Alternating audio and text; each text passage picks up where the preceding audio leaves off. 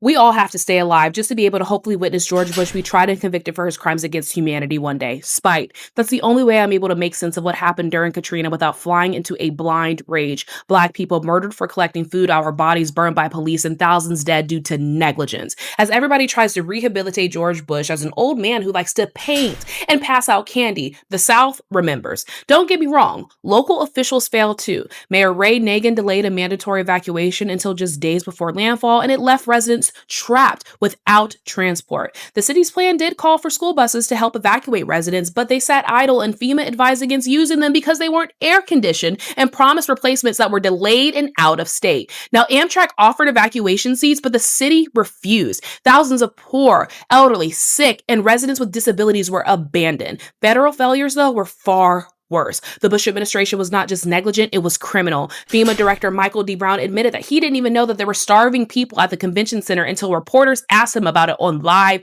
TV.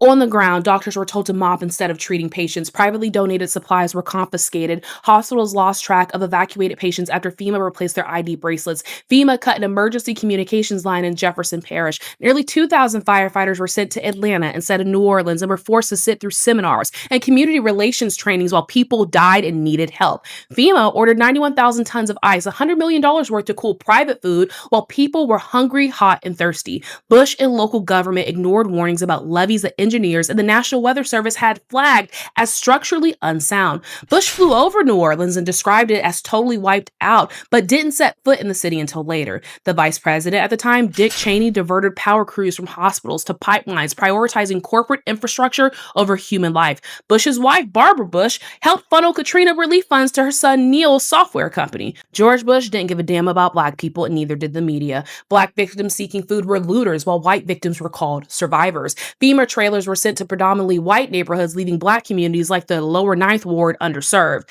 Black evacuees trying to cross bridges were turned away at gunpoint, and some were even shot by white vigilantes and the police.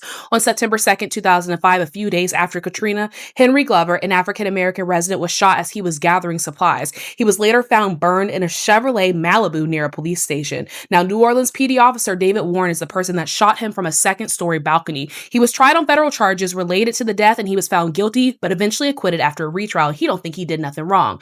On the morning of September 4th, 2005, New Orleans cops shot and killed two civilians at the Dan Zager Bridge, 17-year-old James Brissett and 40-year-old Ronald Madison. Four others were wounded. All victims were Black. None were armed or had committed any type of crime, and one of the victims, Ronald Madison, was a man with a mental disability and was shot in his back. The cops then tried to cover it all up by falsely claiming multiple armed suspects fired on officers. In 2011, a federal jury convicted 5 officers for the cover-up and deprivation of civil rights. Now, as a woman who has lived in Florida almost my entire life, I have seen a lot of hurricanes, but Katrina is by far the worst one I have ever witnessed. And it is not because of the strength of the storm itself, but because of the criminal failures of those who were supposed to help, but hurt people instead. So on the 20th anniversary of Katrina, we remember all that was lost, and I hope one day those responsible will be held accountable for their crimes.